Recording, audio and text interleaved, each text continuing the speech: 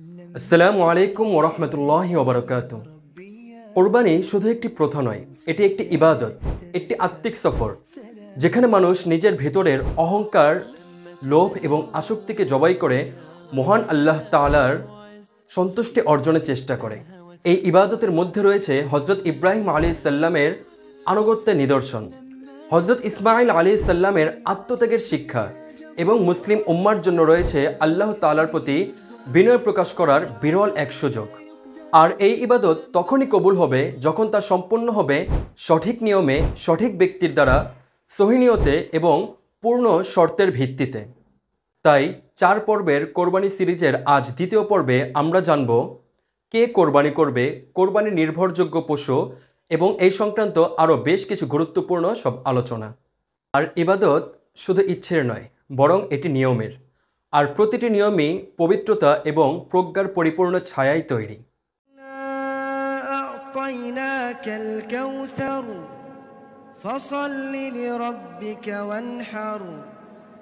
কোরবানি কার উপর ওয়াজিব? ইসলামী শরীয়ত অনুযায়ী কোরবানি ওয়াজিব হওয়ার জন্য কিছু শর্ত রয়েছে। 1. মুসলমান হওয়া। 2. বালেগ বা প্রাপ্তবয়স্ক হওয়া, সুতরাং নাবালেগের উপর কোরবানি ওয়াজিব নয়। 3. আকলমান বা সুস্থ মস্তিষ্ক সম্পূর্ণ হওয়া, সুতরাং পাগলের উপর কোরবানি ওয়াজিব নয়। 4. মুকিম হওয়া, সুতরাং মুসাফিরের উপর কোরবানি ওয়াজিব নয়। 5. নিসাব পরিমাণ সম্পদের মালিক হওয়া, অর্থাৎ যার কাছে ঈদের দিনগুলোতে প্রয়োজনের অতিরিক্ত নিসাব পরিমাণ সম্পদ রয়েছে তার উপরে কোরবানি ওয়াজিব। জাকাত এবং কোরবানির নিসাব দুটো একই, তবে দুটো এক হলেও জাকাতের ক্ষেত্রে 1 বছর অতিক্রম করার শর্ত রয়েছে এবং কোরবানিতে সেই শর্তটি নেই। কোন কোন পশু দিয়ে কোরবানি দেওয়া জায়েজ? কোরবানি দেওয়া যায় যেসব পশু দিয়ে তা হলো ছাগল, ভেড়া, গরু, মহিষ, উট, এবং এগুলোর বয়স সীমা হচ্ছে ছাগল এবং ভেড়ার ক্ষেত্রে 1 বছর, কিন্তু 6 মাস পূর্ণ ছাগল অথবা ভেড়া যদি দেখতে 1 বছরের মতো বড় মনে হয় তবে সেটি দিয়েও কোরবানি করা জায়েজ। গরু এবং মহিষের ক্ষেত্রে বয়সসীমা হচ্ছে 2 বছর এবং উটের ক্ষেত্রে বয়সসীমা হচ্ছে 5 বছর। আমাদের দেশেই অনেকে শরিকি কোরবানি দিয়ে থাকে, অর্থাৎ অনেকের পক্ষে পূর্ণ একটি পশুতে কোরবানি করা সম্ভব নয়, তাই একাধিক ব্যক্তি শরিক হয়ে কোরবানি করে থাকেন। এবং সেই ক্ষেত্রে শরীয়তের বিধান কি?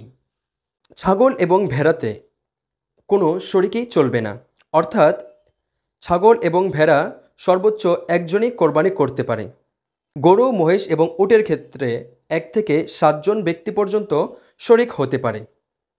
কোরবানি পূর্ণ হওয়ার জন্য অবশ্যই পশুটির শারীরিক অবস্থাও বিবেচনাযোগ্য, তাই যেসব পশু দিয়ে কোরবানি দেওয়া জায়েজ নয়: পশুর চোখ অন্ধ হওয়া, একটি হাত বা পা না হওয়া, কান, লেজ, শিং ইত্যাদির অধিকাংশই কাটা হওয়া, পশুর দাঁত অধিকাংশ না হওয়া, খুবই রুগ্ন এবং হাড় জিরজিরে হয়ে যাওয়া, এ জাতীয় পশু দিয়ে কোরবানি জায়েজ নয়। সুতরাং সুস্থ, ত্রুটিহীন, সুন্দর পশু এটাই কোরবানির জন্য আদর্শ। শরিকানা কোরবানির কিছু মাসআলা। প্রত্যেক শরিকানা কোরবানিতে প্রত্যেকেরই নিয়ত হতে হবে শুদ্ধ, অর্থাৎ প্রত্যেকের নিয়ত হতে হবে একমাত্র ইবাদতের উদ্দেশ্যে আমি কোরবানি করছি। যদি কারো নিয়ত মাংস লাভ হয় তাহলে পুরো কোরবানি বাতিল হয়ে যাবে। পশু জবাই করার পর প্রত্যেকের অংশ নির্দিষ্টভাবে ভাগ করতে হবে, কোনো ধরনের দ্বিধা বা অস্পষ্টতা থাকা যাবে না। কোরবানি করার সময় 10 জিলহজ ফজরের পর থেকে নিয়ে 12 জিলহজ সূর্যাস্তের আগ পর্যন্ত কোরবানির সময়, এই সময়ের মধ্যেই কোরবানি করতে হয়। তবে অবশ্যই পশু জবাই করতে হবে ঈদের নামাজের পর।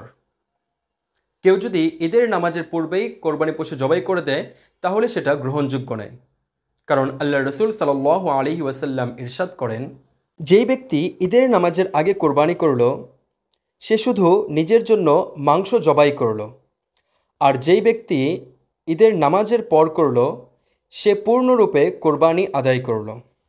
কোরবানি শুধু একটি প্রথা নয়, বরং এটি আল্লাহ তাআলার নির্দেশ। আর আল্লাহ তাআলার হুকুম তখনই পূর্ণ হবে যখন তা ইখলাসের সাথে আদায় হবে এবং শুধুমাত্র আল্লাহ তাআলার সন্তুষ্টির জন্যই আদায় হবে। আর আল্লাহ তাআলা বান্দার কোরবানি মাংসের প্রতি মুখাপেক্ষী নন। এজন্য মহান আল্লাহ তাআলা ইরশাদ করেন, লা ইয়ানালাল্লাহু লুহুমুহা ওয়ালা দিমাউহা ওয়ালাকিন ইয়ানালুহু তাকওয়া মিনকুম।